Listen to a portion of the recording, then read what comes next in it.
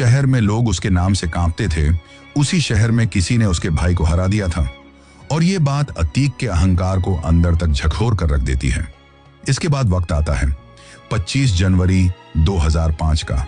दिन का समय था और प्रयागराज की सड़कों पर आम दिन की तरह ही चहल पहल थी। राजूपाल अपनी गाड़ी से कहीं जा रहा था, तभी अचानक कुछ गाड़ियां उसकी गाड़ी के सामने आकर रुकती हैं और अगले ही पल पूरे इलाके में गोलियों की आवाजें गूंजने लगती हैं। AK-47 जैसी ऑटोमेटिक बंदूकों से लगातार फायरिंग हो रही थी, जिसकी वजह से कुछ ही सेकंड में राजूपाल की गाड़ी बुरी तरह से गोलियों से छलनी हो जाती है। उसके शरीर में एक के बाद एक कई गोलियां लग चुकी थी, जिसकी वजह से सड़क पर उसका खून फैल जाता है और लोग डर के मारे इधर उधर भागने लगते हैं। लेकिन कोई भी बीच में आने की हिम्मत नहीं करता, क्योंकि सब जानते थे कि यह किसका काम है।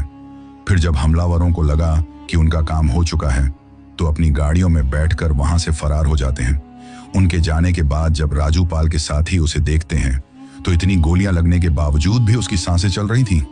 ये चीज देखकर उसके साथ उसे किसी तरह एक ऑटो में डालकर अस्पताल ले जाने की कोशिश करते हैं। लेकिन घटनास्थल से किसी गुर्गे ने हमलावरों को फोन करके बताया कि राजूपाल मरा नहीं है।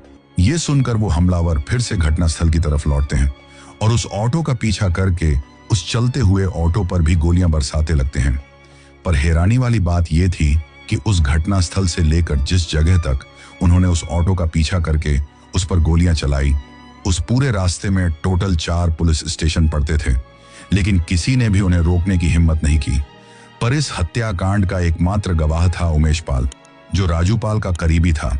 हालांकि घटना के दौरान लोग तो कई मौजूद थे, पर उमेश पाल के अलावा कोई भी अतीक अहमद के खिलाफ गवाही देने के लिए सामने नहीं आता है। और यही गवाही आगे चलकर अतीक के लिए सबसे बड़ी मुसीबत बनने वाली थी। लेकिन उस समय के लिए तो अतीक ने वही हासिल कर लिया था जो वो हासिल करना चाहता था। दिन दहाड़े बीच सड़क पर हुई इस घटना से उसका खौफ वापस आ चुका था। लोगों को फिर से याद दिला दिया गया था कि उसके खिलाफ खड़ा होने का अंजाम क्या होता है। लेकिन शायद अतीक ये भूल गया था कि वक्त बदल रहा है और सिस्टम अब पहले जैसा नहीं रहा। क्योंकि साल 2007 में एक बार फिर से जब उत्तर प्रदेश में मायावती की सरकार बनी, तो हालात तेजी से बदलने लगे। मायावती ने साफ कर दिया कि अब बाहुबलियों के लिए यूपी में कोई जगह नहीं है और सबसे पहले निशाना बना अतीक अहमद। उसके खिलाफ पुराने मामलों को फिर से खोला गया, उसकी संपत्तियों की जांच शुरू हुई और धीरे धीरे उसका पूरा नेटवर्क सिस्टम की नजर में आने लगा। जो अतीक कभी पुलिस को अपने इशारों पर नचाता था, अब वही पुलिस उसके पीछे पड़ी थी। अतीक को गिरफ्तार कर लिया गया और पहली बार उसे एहसास हुआ कि अब हालात उसके हाथ से निकल रहे हैं। लेकिन कहानी यही खत्म नहीं होती, क्योंकि जेल में रहने के बावजूद भी उसका नेटवर्क पूरी तरह खत्म नहीं हुआ था।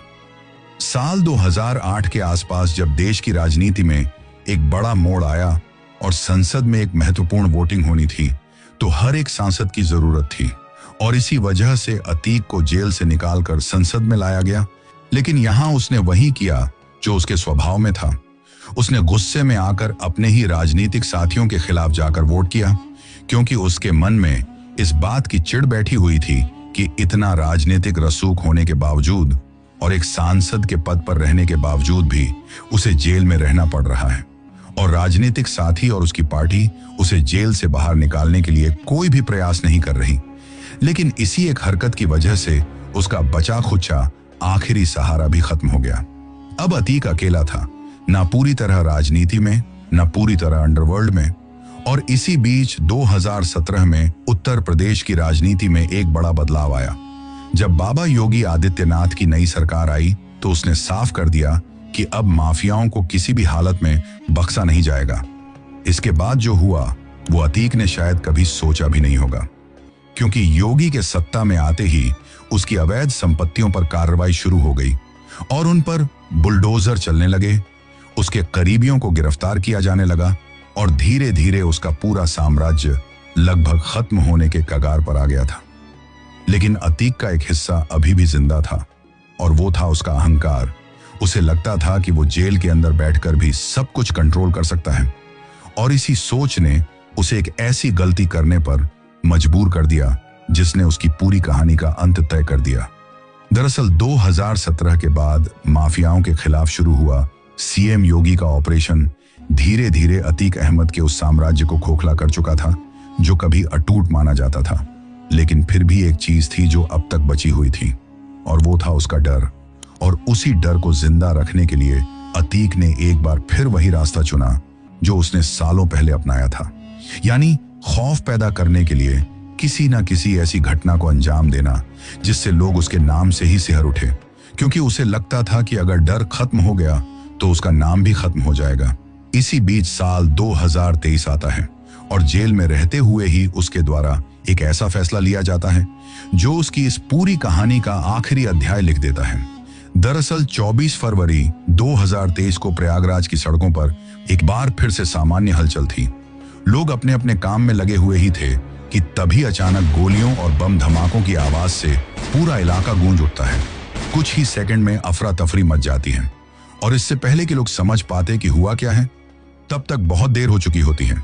दरअसल ये हमला एक ऐसे शख्स किया गया था जो पिछले लगभग 18 सालों से एक पुराने केस में अतीक अहमद के खिलाफ गवाह बना हुआ था, और वो शख्स कोई और नहीं बल्कि उमेश पाल था।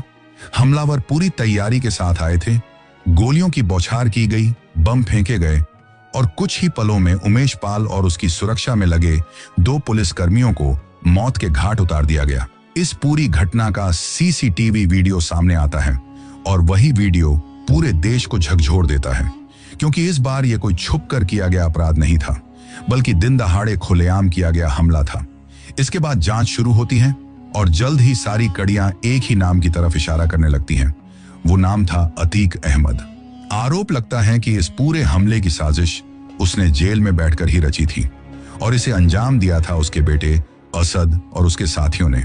लेकिन अतीक हर बार ये भूल रहा था कि अब समय और सिस्टम दोनों बदल चुके हैं, जिसकी वजह से इस बार जवाब पहले से कहीं ज्यादा तेज और सख्त था। पुलिस और एसटीएफ ने एक एक करके उसके पूरे नेटवर्क को निशाना बनाना शुरू किया। छापेमारी हुई, गिरफ्तारियां हुई और कुछ ही दिनों के अंदर उसका वो गैंग जो सालों से उसके नाम पर खड़ा था वो अब बिखरने लगा था। फिर वो दिन आता है जो शायद अतीक के लिए सबसे बड़ा झटका था। दरअसल पुलिस के द्वारा एक एनकाउंटर में उसके बेटे असद को मार गिराया जाता है। जिस बेटे के दम पर उसने फिर से डर पैदा करने की कोशिश की थी वही अब नहीं रहा था। जब यह खबर अतीक तक पहुंचती है तो पहली बार वो टूटता हुआ दिखाई देता है। जो शख्स कभी कोर्ट में खड़े होकर मूंछों पर ताव देता था वही अब पुलिस वैन में बैठा रो रहा था, क्योंकि उसके लिए ये सिर्फ एक बेटे की मौत का दुख नहीं था बल्कि ये उस साम्राज्य के खत्म होने का एहसास था जिसे उसने अब तक की अपनी पूरी जिंदगी में बनाया था। इसके बाद 28 मार्च 2023 को कोर्ट एक पुराने मामले में उसे उम्र कैद की सजा सुनाती है। यह पहली बार था जब उसे किसी केस में कानूनी रूप से सजा मिली थी, लेकिन इस वक्त तक ना उसके पास सत्ता बची थी, ना ताकत और ना ही वो डर जो कभी उसका सबसे बड़ा हथियार था। लेकिन कहानी अभी खत्म नहीं हुई थी, क्योंकि अंत अभी बाकी था। 15 अप्रैल 2023 की रात प्रयागराज का कोलविन अस्पताल पुलिस कस्टडी में अतीक अहमद और उसका भाई अशरफ मेडिकल जांच के लिए लाए जाते हैं। चारों तरफ मीडिया का जमावड़ा होता है, कैमरे ऑन होते हैं, लाइव कवरेज चल रही होती है, पत्रकार सवाल पूछ रहे होते हैं और उसी बीच अतीक के मुंह से वो आखिरी शब्द निकलते हैं, नहीं ले गए तो नहीं गए। और फिर अचानक से भीड़ में से 3 युवक आगे बढ़ते हैं।